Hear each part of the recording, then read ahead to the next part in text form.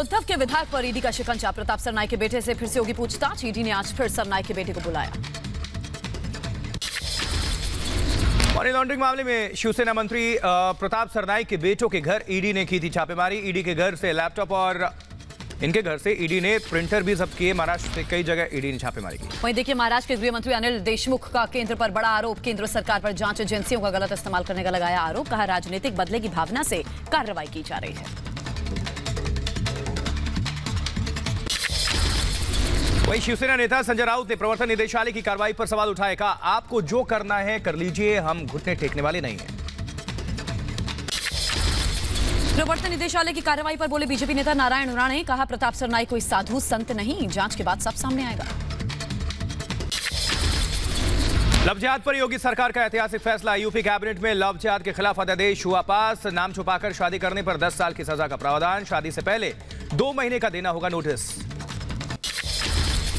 विधानसभा सत्र में चर्चा के लिए पेश होगा प्रस्ताव। विधानसभा से पास होने के बाद राज्यपाल की अनुमति के लिए भेजा जाएगा। राज्यपाल की अनुमति के बाद यूपी में लागू होगा लव जिहाद कानून। लव जिहाद पर फैसले के बाद यूपी सरकार के मंत्री सिद्धार्थनाथ का बयान। का इस अध्यादेश से गैर कानूनी धर्म परिवर्तन पर लगेगी लगाम। इस कानून से इस समस्या का होगा समाधान। यूपी में लव जिहाद कानून पर फैसले के बाद मध्य प्रदेश सरकार में गृह मंत्री नरोत्तम मिश्रा ने बधाई दी। कहा, हम जल्दी लव जिहाद के खिलाफ कानून कैबिनेट में पास करवाएंगे। यूपी में लव जिहाद कानून पर फैसले के बाद बीजेपी प्रवक्ता मनीष शुक्ला का बयान। कहा, लव जिहादियों के खिलाफ सख्त कानून। बेटियों को प्रताड़ित करने वालों पर होगी कड़ी कार्रवाई।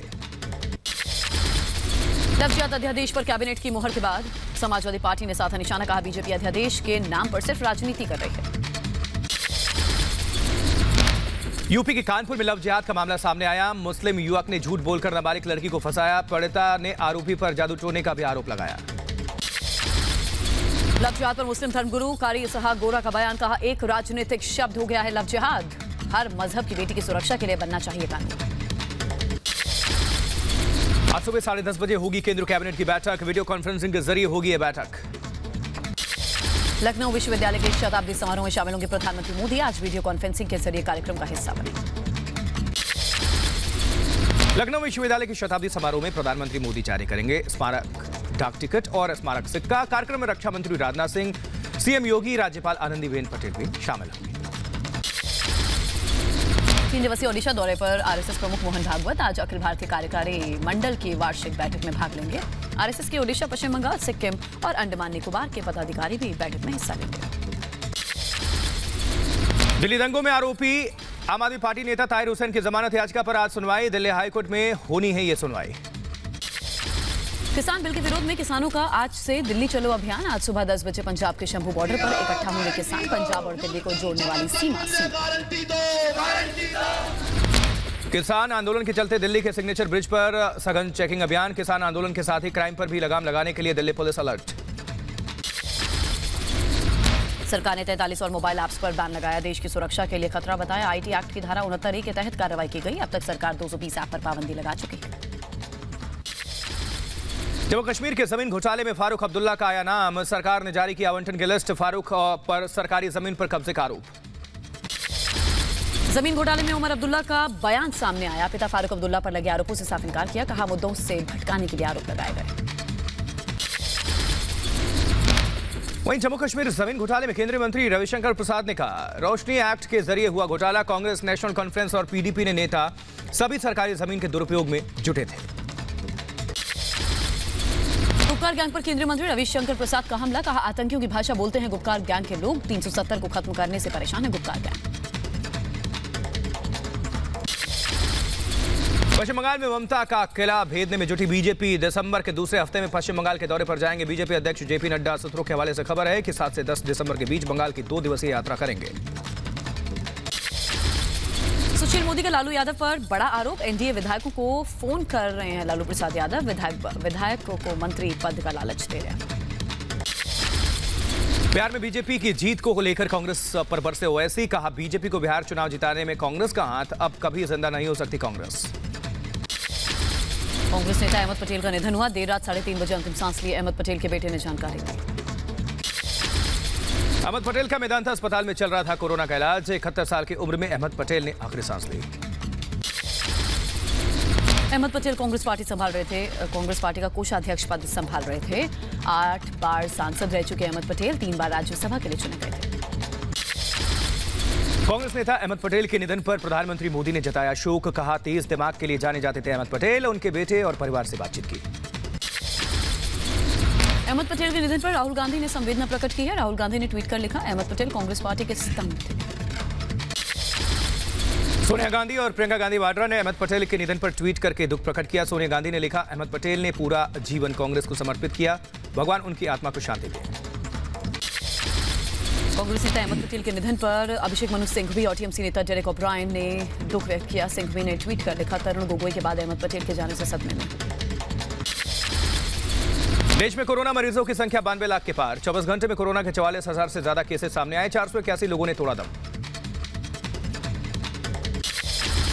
कोरोना की कहर से दिल्ली बेहाल है। अकेले नवंबर में देखिए कोरोना से 2000 लोगों की जान जा चुकी है। कोरोना से दिल्ली में अब तक करीब 8700 लोगों की जान जा चुकी है। जबकि महाराष्ट्र में कोरोना के 5439 नए केस, कोरोना से 30 लोगों की गई जान। सूबे में अब तक 46,683 लोगों की मौत हो गई। मध्य प्रदेश में कोरोना के 1766 नए मामले सामने आए, जबकि 11 लोगों ने वायरस के संक्रमण की चलते जान गंवा दी। उधर पश्चिम बंगाल में कोरोना के 3545 नए मामले आए हैं। 24 घंटे में कोरोना से 49 लोगों की मौत। मुंबई में आज से लागू हुआ आरटी-पीसीआर टेस्ट नियम। दिल्ली, एनसीआर, गोवा, गुजरात और राजस्थान के यात्रियों को लेनी होगी आरटी-पीसीआर रिपोर्ट। कोरोना के बढ़ते खतरे को देखते हुए फैसला लिया गया। गाजियाबाद जिला प्रशासन का फैसला, दिल्ली से गाजियाबाद आने वालों का होगा कोरोना टेस्ट। कोरोना के बढ़ते हुए मामले को देखते हुए फैसला लिया गया। कोरोना संक्रमण के चलते उत्तर प्रदेश के मुरादाबाद जिला प्रशासन ने मास्क ना पहनने पर 500 रुपए का जुर्माना काटा, लेकिन साप्ताहिक बाजार में सोशल डिस्टेंसिंग की धज्जियां उड़ती हुई नजर आई। वहीं कोरोना पर मुख्यमंत्रियों को पीएम मोदी का मंत्र, कहा कोरोना से लड़ाई ढीली नहीं पड़नी चाहिए, सावधानी बरतना बेहद जरूरी। प्रधानमंत्री मोदी ने बिना नाम लिए राहुल गांधी पर साधा निशाना, कहा कुछ लोग वैक्सीन पर राजनीति कर रहे हैं, राजनीति करने वालों को आप रोक नहीं सकते। प्रधानमंत्री ने कहा वैक्सीन कब आएगी हम तय नहीं कर सकते, बल्कि ये वैज्ञानिक तय करेंगे कि कब वैक्सीन आएगी। वैक्सीन की डोज और कीमत अभी तय नहीं। दिल्ली में कोरोना महामारी के बीच डेप्यूटी सीएम मनीष सिसोदिया की तस्वीरें सामने आई। लापरवाही की तस्वीरें थी। शादी समारोह में बिना मास्क शिरकत कर गए। बिना मास्क पहने एक शादी समारोह में शामिल होने पर दिल्ली के डिप्टी सीएम मनीष सिसोदिया पर दिल्ली बीजेपी ने निशाना साधा। कहा चालान केवल जनता भरेगी और आप उस पैसे से विज्ञापन देंगे। यूपी के गोरखपुर में समाजवादी पार्टी के प्रदेश अध्यक्ष की सभा में उड़ी कोरोना गाइडलाइंस की धज्जियां। सोशल डिस्टेंसिंग का ध्यान नहीं रखा, मास्क भी नहीं पहना। जबकि यूपी के मेरठ में कोरोना को लेकर सख्त प्रशासन, सोशल डिस्टेंसिंग का उल्लंघन और मास्क नहीं पहनने पर लोगों का काटा ई चालान। अब तक 1000 से ज्यादा लोगों का हो चुका है चालान। आज गुजरात के केवडिया में अखिल भारतीय पीठासीन अधिकारी सम्मेलन का उद्घाटन करेंगे राष्ट्रपति रामनाथ कोविंद। प्रधानमंत्री 26 को सम्मेलन में समापन सत्र को संबोधित करेंगे। कंगना रनौत और उनकी बहन रंगोली चंदेल को कोर्ट से बड़ी राहत। बॉम्बे हाई कोर्ट ने दोनों की गिरफ्तारी पर लगाई रोक। विवादित ट्वीट के बाद एफआईआर दर्ज हुई थी। यूपी की कैबिनेट ने अयोध्या के एयरपोर्ट का नाम मर्यादा पुरुषोत्तम श्रीराम एयरपोर्ट करने को मंजूरी दी है। महाराष्ट्र के किसानों को उद्धव सरकार का तोहफा। धान उत्पादक किसानों को केंद्रीय एमएसपी के अलावा बोनस देगी महाराष्ट्र सरकार। कैबिनेट की बैठक में फैसला संभव। दिल्ली दंगे के आरोपी शर्जील इमाम और उमर खालिद चार्जशीट का मामला 22 दिसंबर को चार्जशीट की सॉफ्ट कॉपी आरोपियों को सौंपने पर फैसला देगा कोर्ट। यूएपीए के तहत सप्लीमेंट्री चार्जशीट दायर कर चुकी है पुलिस। फरीदाबाद के निकिता तोमर हत्याकांड के आरोपी की मुश्किलें बरकरार। कोर्ट ने आरोपी को फिर 2 दिन के पुलिस रिमांड में भेजा। देव उठनी एकादशी आज। एकादशी से विवाह जैसे मांगलिक कामों की शुरुआत होती है। आज के दिन गन्ने और सूप का खास महत्व है। यूपी के वाराणसी में देव उठानी एकादशी के मौके पर भक्तों ने लगाई आस्था की डुबकी। आज के दिन व्रत रखने का खास महत्व होता है। हरियाणा के अंबाला में पुलिस ने किसान नेता को हिरासत में लिया। 26 नवंबर को किसान बिल के खिलाफ मार्च निकालने की तैयारी में थे किसान। असम के चंपाई में असम राइफल्स ने अंतर्राष्ट्रीय ड्रग्स रैकेट का किया बांडाफोड़। पकड़े गए तस्करों से 20 लाख रुपए की कीमत का ड्रग्स जब्त। जयपुर में एसीबी की बड़ी कार्रवाई। मुंबई पुलिस के सब इंस्पेक्टर को 2 लाख की घूस लेते हुए एसीबी ने गिरफ्तार किया। भोपाल में चाय की दुकान चलाने वाले विजय अहिरवार के बेटे का आईआईटी में सिलेक्शन। अनमोल अहिरवार का ऑल इंडिया में 1156वां रैंक। प्रधानमंत्री मोदी से प्रभावित है अनमोल। यूपी के सीतापुर में दर्दनाक सड़क हादसा, डिवाइडर से टकराकर पलटी कार, 2 लोगों की मौत, बाइक सवार को बचाने के चलते हादसा हुआ। उत्तर प्रदेश के सीतापुर में अवैध शराब मामले में पुलिस ने 120 लोगों को किया गिरफ्तार, सभी पर अवैध रूप से शराब बनाने का आरोप है। राजस्थान के जोधपुर में डबल मर्डर के आरोप में पुलिस ने 2 लोगों को गिरफ्तार किया, दोनों आरोपियों से पूछताछ पुलिस कर रही है। हरियाणा के कुरुक्षेत्र में 2 पक्षों में जमकर हुई मारपीट, पुराने विवाद को सुलझाने के लिए बुलाई गई पंचायत में हुई झड़प, मुख्य दर्शक बन खड़ी रही पुलिस। यूपी के लखीमपुर में पुलिस चौकी में 2 पक्षों में मारपीट हुई, जमकर लाठी डंडे चले, पुलिस ने दोनों के खिलाफ केस दर्ज किया। उधर मध्य प्रदेश के बड़वानी में प्रेम प्रसंग में युवक ने प्रेमिका को गोली मार दी, खुद को भी किया जख्मी, दोनों को गंभीर हालत में अस्पताल में भर्ती कराया गया। पंजाब के लुधियाना में एक परिवार के 4 सदस्यों की हत्या से सनसनी, पुलिस ने शवों को पोस्टमार्टम के लिए भेजा, जमीनी विवाद में हत्या की आशंका। एमपी के सीहोर में मुख्यमंत्री के करीबी बीजेपी नेता पर जानलेवा हमला, फायरिंग में गुरुप्रसाद शर्मा की बार-बार बची जान, आरोपी को गुस्साए लोगों ने जमकर पीटा। भुवनेश्वर में ओडिशा विधानसभा के बाहर दंपति ने खुदकुशी की कोशिश की, दंपति को गंभीर हालत में अस्पताल में भर्ती कराया गया। 5 साल के बच्चे की रेप और हत्या मामले में पुलिस पर लापरवाही का आरोप है। यूपी के अंबेडकर नगर में अवैध रेत खनन जारी, खनन करने गई मशीन जमीन में धंसी, अवैध खनन रोकने में जिम्मेदार अधिकारी रहे फेल। दिल्ली के विकासपुरी में 70 साल के बुजुर्ग की गोली मारकर हत्या कर दी गई, दोनों अज्ञात बदमाश फरार, अस्पताल ले जाते समय बुजुर्ग की मौत हो गई, पुलिस ने अज्ञात बदमाशों के खिलाफ एफआईआर दर्ज की। संदिग्ध परिस्थितियों में चाचा भतीजे की कुएं में डूबने से मौत, 6 वर्षीय भतीजे को घुमाने निकला था चाचा, यूपी के बहराइच जिले के फकरपुर का मामला है। नहर से बरामद हुई 20 वर्षीय अज्ञात युवक की लाश, मृतक के पेट पर चीड़-फाड़ के निशान थे। फिरोजाबाद के शिकोहाबाद थाने का यह मामला है, जांच पुलिस कर रही है। वहीं यूपी के सीतापुर में अवैध शराब मामले पर पुलिस की बड़ी कार्रवाई, अवैध शराब बनाने वाले 120 लोगों को पुलिस ने गिरफ्तार किया है। यूपी के मुजफ्फरनगर में पीर खुशहाल के किले पर प्रशासन का बुलडोजर, वन विभाग की जमीन पर अवैध रूप से कब्जा किया हुआ था, पुलिस फोर्स के साथ जिला प्रशासन ने ढाया किला।